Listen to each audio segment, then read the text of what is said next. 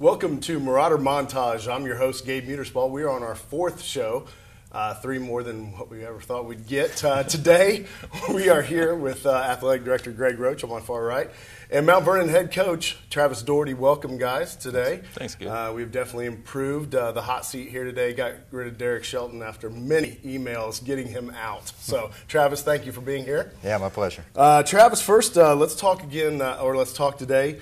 Give us some background on you. I know you're second year at Mount Vernon. Just some personal information, married, kids, all that good stuff, and we'll go from there. All right. I am married. Been married for 11 years to my wife, Jessica. She's a school teacher, actually stay-at-home mom right now with our youngest. I have 3 children, 2 boys, 7 and 5. Aiden is 7, Owen is 5, and a little girl, Leah, who's 2. So my 2 boys are in school at Fortville Elementary. My youngest staying at home with my wife. Awesome. Let's talk and give the viewers, how'd you start in basketball? Where'd you play in high school and on from there at college? And, maybe some coaching where you've gotten started and now to Mount Vernon. Sure. Well, basketball's been an important part of my life. Growing up, my dad was a high school and college coach for, this is 36th year in coaching, so I really grew up in a gym. Spent a lot of my time there as a kid and just fell in love with the game, not only playing a game as a kid, but just learning and growing in my understanding of the game as I grew up. I graduated in 1997 from Alexandria High School, played for Garth Cohn, who was a legendary high school coach in Indiana, a tremendous man, and had a huge influence on me as a player and as a person.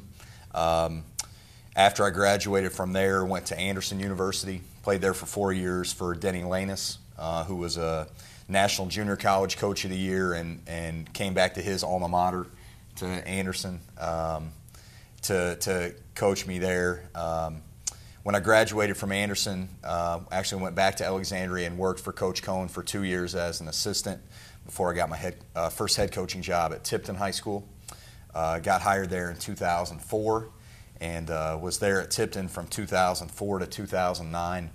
Was really lucky to have some great players and good teams while I was there. In 2009, I got hired as the head coach at Bishop Chatard High School in Indianapolis. Was there for 4 years. Again, was a great experience for me. Was fortunate to have, again, some good players and good teams there.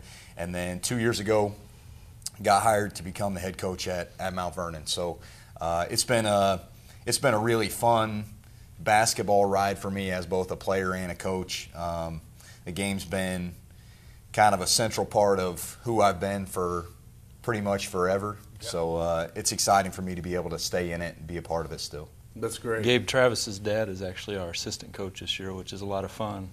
Travis, just tell us what that's been like. Yeah, it's been really fun. He's been a head coach for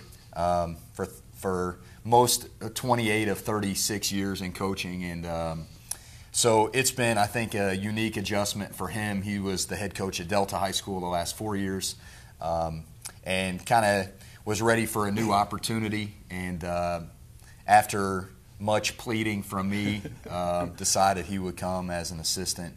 It's been really fun. Anytime you have a new assistant coach, you're never really sure exactly how it's going to go and how that dynamic will work. And obviously we have a unique relationship from a coaching perspective because of the personal side, but it's just been a great benefit to our program having him there. And obviously his knowledge of the game and the way he works with and helps improve our players has been a great benefit to our program. And I've told Travis that, as an athletic director who's been around for a while, a lot of times, you see something happen on the floor, and I'll look at the bench and see what's going on there just out of interest. And it's really been neat to watch them working in tandem. Stan will be talking to a kid, and Travis is calling a play, or vice versa. Stan he's not allowed to call plays probably, but he hasn't gotten up and walked off the floor yet during the game. So I think it's been positive. But yeah, just the interaction there and watching them work together, it's been really neat. And I'm sure the family, when they come to the games, really enjoy it as well. So a little bit better than last year. You're playing against each other, maybe. Yeah, absolutely. It's playing against each other was fun. It's like people made a lot of that. And it was really a unique situation, but it probably was more fun for me because Mount Vernon won that game. But that was really a great experience, and obviously this year having him on our staff has been really fun. which kind of ties in, and what we were going to talk about next was, family is very important to you. We've had conversations. How do you manage that dynamic with 3 little kids at home? I'm sure, the wife is kind of the backbone during this time of year, and also having your dad on the program. Just talk about that whole dynamic and how much it takes to actually run a program and then run a family. Yeah, it's a huge challenge, and something that certainly I couldn't do all the roles and responsibilities I'm responsible for without the support of my wife. My wife is a tremendous coach's wife, and there are long days for me during the wintertime with all the commitments that I'm responsible for, but I know there are some longer days for her, not only like on late practice nights and game nights, but even scouting and some of the other responsibilities during the week that are sort of on top of what's going on inside our program. And the challenge of having young kids is probably a unique responsibility for anyone regardless of the job they have. It's been really fun for me. This is really the first year that my 2 boys have been able to come be in the gym during practice and come over after school, and it's been fun for my players to be able to be around them. I think that's been great for my children. I think it's been great for my players to have that relationship, that dynamic. And so, there are a lot of responsibilities, but I think for me it's always been about prioritizing what's important. The basketball part of what I do obviously is so important in my life, but not more important than who I am as a husband and a father. And so I try to make the choices that show what my responsibilities, what my priorities are. That's awesome. One other thing I want to talk about too, you've been fortunate. You went to Tipton, which is more of a rural type school. Then you go to Chittard, which is a parochial school, and then to Mount Vernon.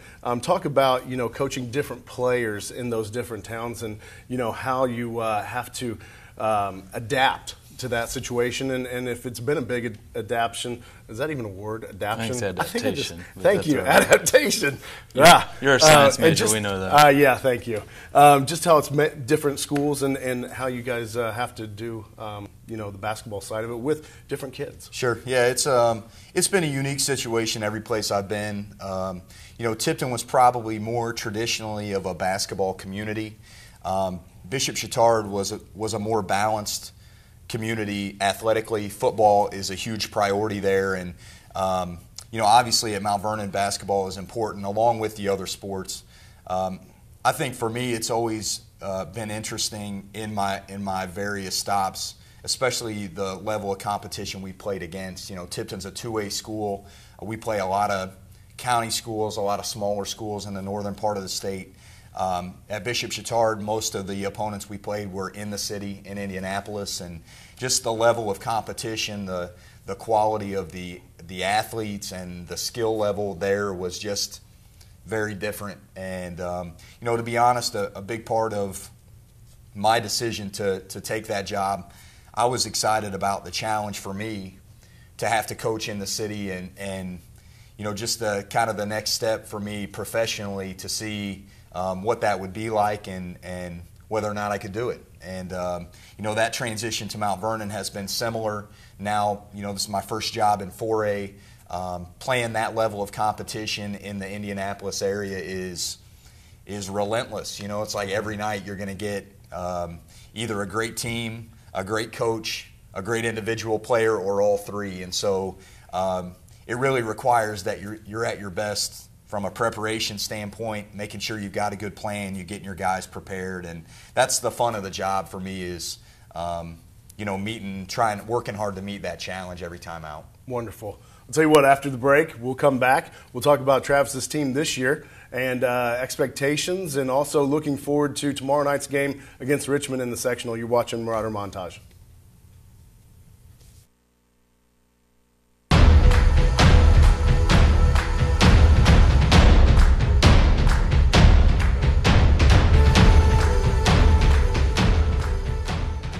Hey, This job looks perfect. It says you need people skills, Check. driver's license, Check. and a high school diploma. You've got one of those, right?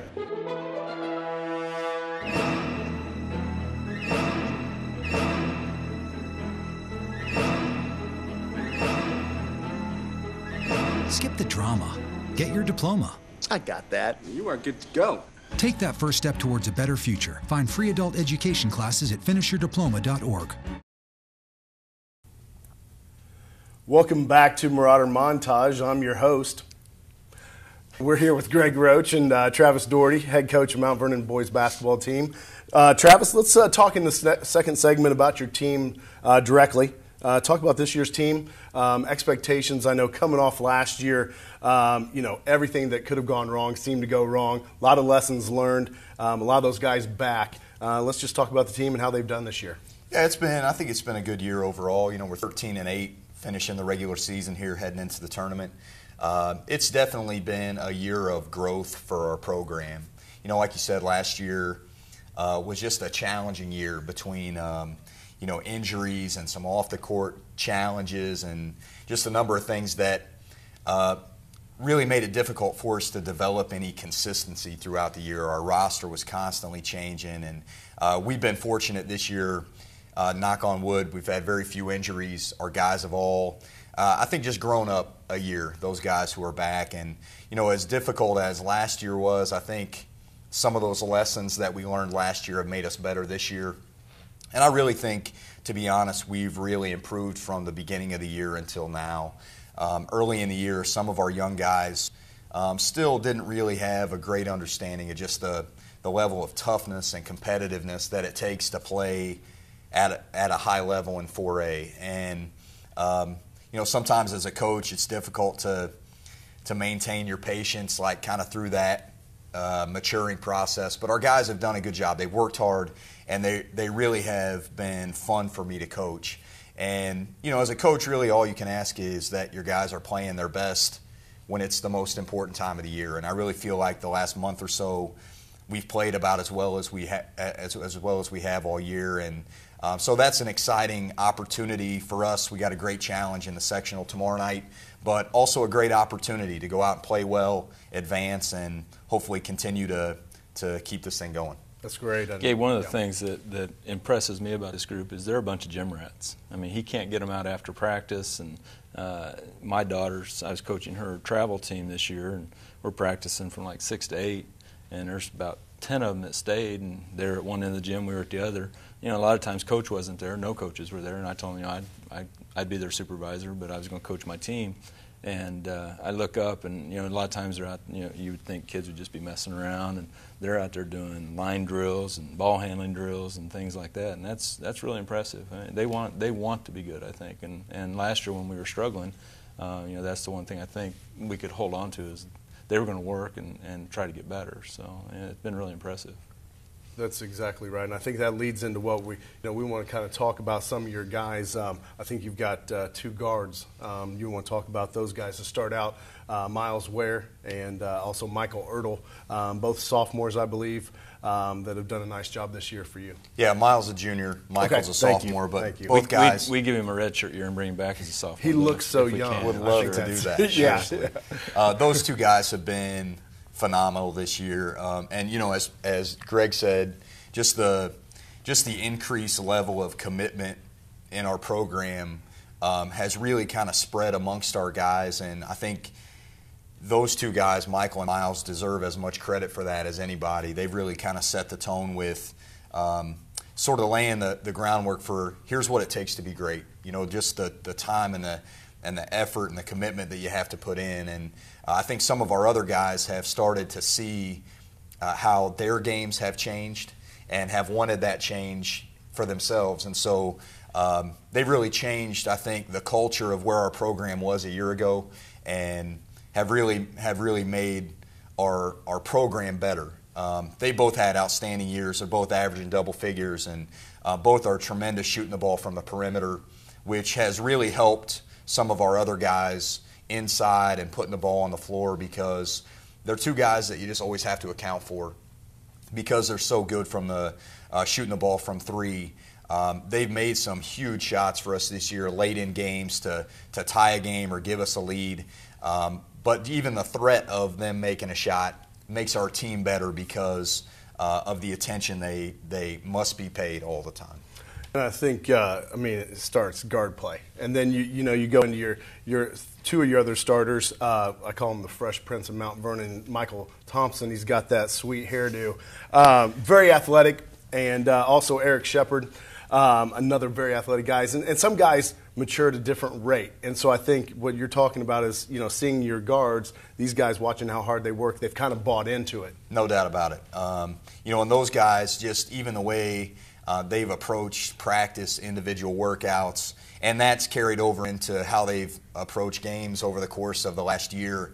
It's just really different. And I don't think it's a surprise that our program's moving forward, that we're winning more games and having more success because we've seen that change. And, as I said earlier, sometimes it's hard encouraging that change, finding different ways to challenge guys to grow and improve. Ultimately, though, like a guy really has to want to do that for himself. And when guys make that commitment, I think they really see that growth. And so it's been fun for me to see some of those guys continue to grow up, continue to mature, and understand what it takes. I think they've always wanted to be good in a sense, but they haven't always connected what wanting to be good, really looks like and how hard it is. And so as a coach, really that's all you can ask, that guys put the time and energy into making themselves as good as they can be, that they're great teammates. And, that part of it with our group has been really fun. Those four guys, James McLeod's our other starter as a sophomore, has done a great job in that area. And we've had great senior leadership from a couple of those guys off the bench. James Stricker and Christian Smith have been just vital to our continued improvement throughout the season. That's great. And looking forward to tomorrow night. Exciting time of year. It's always the best time of year. Looking to play Richmond. Didn't get to play them. The weather kind of cut into that. Talk about tomorrow night and how you look forward to the game. Yeah, what a great challenge. What a great opportunity we have tomorrow night. Richmond's a top 10 team in the state in 4A, 21-3 coming into the game, and I think won 15 or 16 games in a row. They've got great experience, guard play, very talented players, very aggressive, and obviously have had the season they've had because of their skill level and their effort. At the same time, though, I think it's a great opportunity for us if we go out and first of all, it's going to start with just our effort. We're going to have to play with a great effort tomorrow night. We're also going to have to play a very smart, disciplined game. I think there are some things that we feel like we can take away from Richmond if we play with that discipline.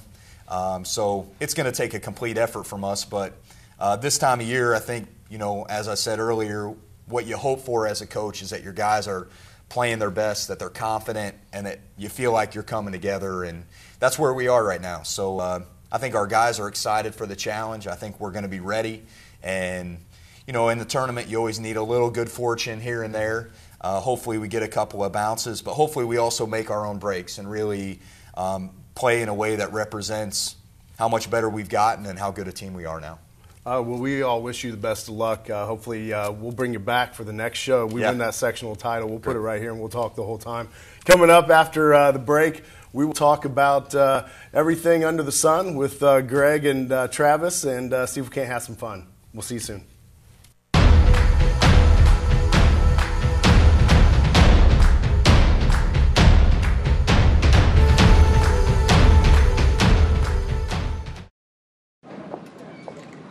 Hi, may I please have an application? Thank you.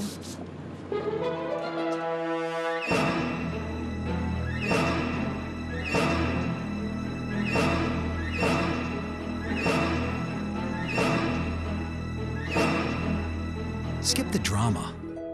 Get your diploma. Okay. Take that first step towards a better future. Find free adult education classes at finishyourdiploma.org. Welcome back to the third segment of Marauder Montage. I'm your host, Superman. We'll be talking in the third round here to Greg Roach, our AD, and Travis Doherty, the head basketball coach, about some things off topic, not so much related to basketball, but what the viewers around the world want to know about you guys. So, and we do have a worldwide viewership. We are getting more and more every day. Yes. I think we picked up three from the last okay, so show. now we're up to 6. Yep. So good. Well, I think we've talked to you, Greg, about this, but we'll talk to Travis. Travis, tell us best player you've ever played against. I think the best player I've ever played against is Baron Davis. He's a longtime NBA guy, had a great college career at UCLA. Played against him in high school and was just a different level man, different level athlete than I had ever played against before. Greg? As far as, I started thinking about that after we talked last time. Brad Etherington, I talked about him last time. He went to Butler. I played with him or against him when he was at Western in high school. But I did get to play at camp with Steve Alford. And, Travis brought up today about a different level. His idea of being open for a shot and yours and mine are far different things, and the way he sees the rim, it was impressive. I mean, he didn't need much room, and I played on his team, and all I did was screen for him, and so we could stay on the court. But it was very impressive to watch him shoot the ball. Excellent. Best player you've ever coached? I know you've had some good ones come through. Yeah, I've been really lucky to coach some good players. Probably Derek Elston, who played for me at Tipton. Graduated from there in 2009 and had a 4-year career at Indiana.